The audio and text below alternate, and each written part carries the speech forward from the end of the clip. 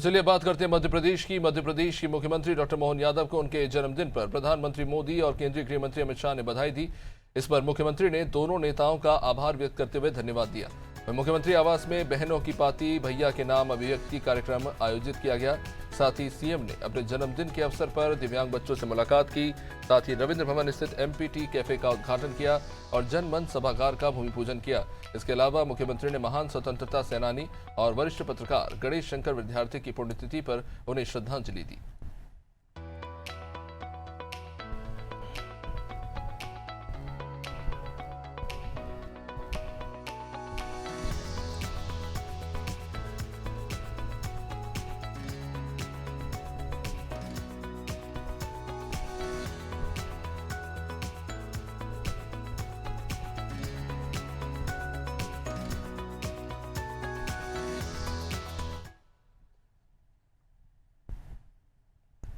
मध्य प्रदेश के मुख्यमंत्री डॉक्टर मोहन यादव को उनके जन्मदिन पर प्रधानमंत्री मोदी और केंद्रीय गृह मंत्री अमित शाह ने बधाई दी। इस पर मुख्यमंत्री ने दोनों नेताओं का आभार व्यक्त करते हुए धन्यवाद दिया। उन्होंने कहा कि प्रधानमंत्री के नेतृत्व में मध्य प्रदेश विकास की दिशा में आगे बढ़ रहा है।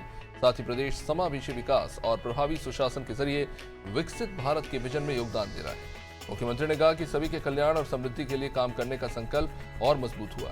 उन्होंने केंद्रीय गृह मंत्री की शुभकामनाओं के लिए भी आभार जताया।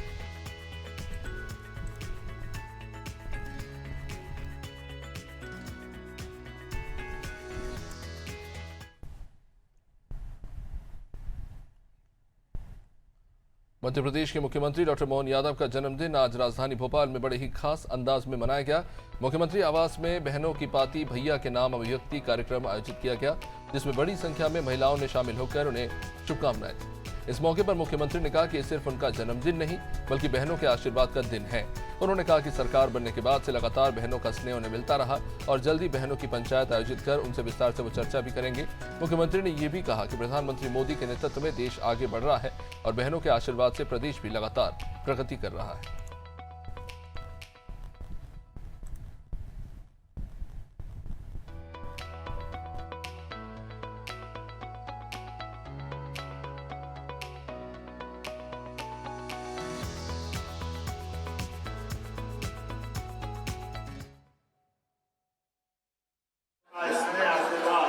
हमारी सरकार के गठन के बाद भी इस प्रकार से मिला है। पूरे देश के लिए मध्य प्रदेश सबसे आकर्षक प्रदेश इस माध्यम से है और अब तो और आनंद आ रहा है जब हमारे लिए आज जन्मदिन भले ही मेरा हो, लेकिन वास्तव में बहनों के आशीर्वाद का दिन है। मैं दोनों हाथ जोड़ के बहनों को प्रणाम करता हूँ, अभिनंदन करता हूँ और आप सबका आशीर्वाद स्नेह इसी प्रकार से मिलता रहे। मेरी अपनी ओर से बहनों को प्रणाम। एक अलग से अपनी बहनों की पंचायत बुलाएंगे जिसमें विस्तार से और बात होगी, लेकिन आज तो केवल इतना ही कहना चाहूँगा, यशस्वी प्रधानमंत्री के नेतृत्व में देश आगे बढ़ रहा है और बहनों के आशीर्वाद से हमारा प्रदेश भी आगे बढ़ रहा है। परमात्मा करे किसी की नजर नहीं लगे, ये लगातार इसी प्रकार आगे बढ़ता जाए। और ये जन्म दिवस की पाती भी मुझे मिली, महाकाल से लेकर भगवान कृष्ण तक के सबके आशीर्वाद इसमें है। मेरे साथ बोले भारत माता की, भारत माता की, नारी शक्ति नौ दुर्गा बहनों की।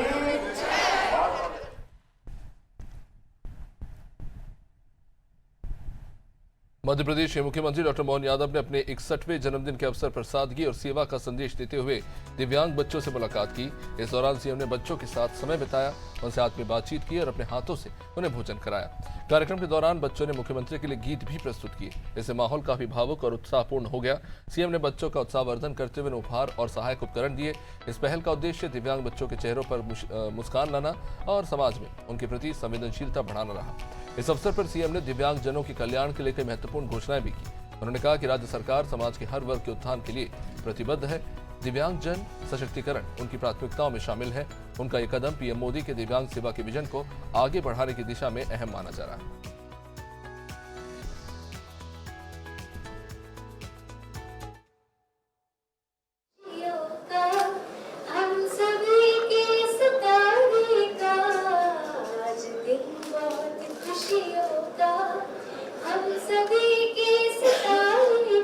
क्योंकि आज जन्मदिन है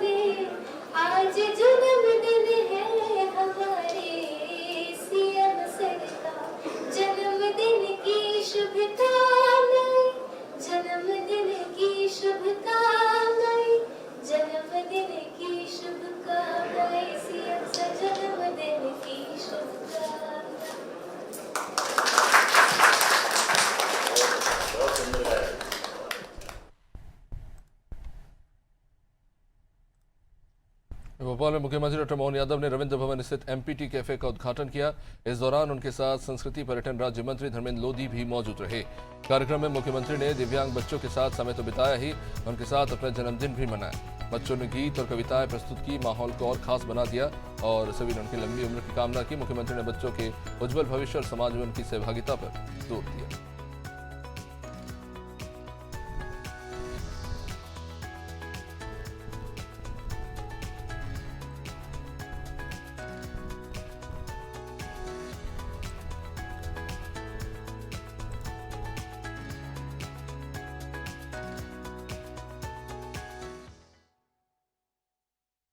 राज्य के किसानों को दिन में बिजली मिलेगी।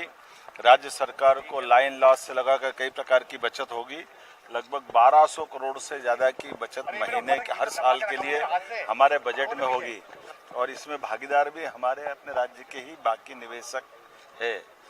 कभी 4000 मेगावाट तक का ये दिया है और मुझे इस बात की प्रसन्नता कि सबसे सस्ती बिजली पूरे देश में मध्य प्रदेश में उत्पन्न हो रही है।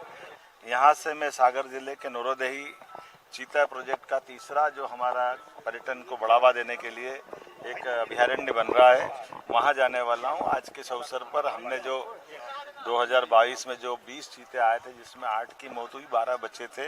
अब वो बढ़ते बढ़ते अभी अब 8 दोबारा भी आए, लेकिन हमारे यहाँ भी तीसरी पीढ़ी उनकी आ गई। इससे में लगभग 53 से ज़्यादा चीते हो गए। तो गांधी सागर, नौरोदेही, पालनपुर, कूनो, ये सभी क्षेत्रों में हम पर्यटन को बढ़ावा देने के लिए और इकोसिस्टम को ठीक करने के लिए इस पे काम कर रहे हैं।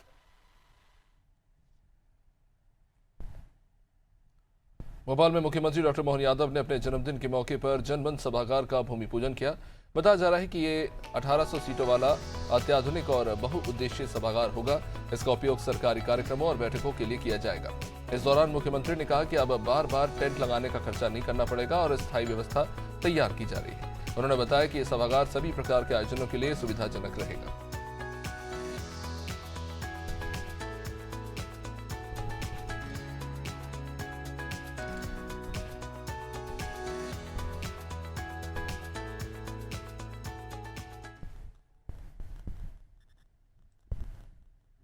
और से एक और यहाँ एक नई सौगात हमारे निवास में भी, ये मुख्यमंत्री निवास में टेम्पररी डोम लगा करके किराया देना पड़ता था और बड़ा हेवी किराया देना पड़ता था। ऐसे में बजाय किराए के अपना स्थायी प्रकार का डोम, जिसमें हमारे लिए ग्रीन बिल्डिंग की भी कॉन्सेप्ट है, जिसके माध्यम से ऊपर से सूर्य का प्रकाश भी रहेगा और सब प्रकार की सुव्यवस्था करके वो बार बार किराए का खर्चा क्यों देना चाहिए, इसको स्थायी समाधान करने का प्रयास किया है।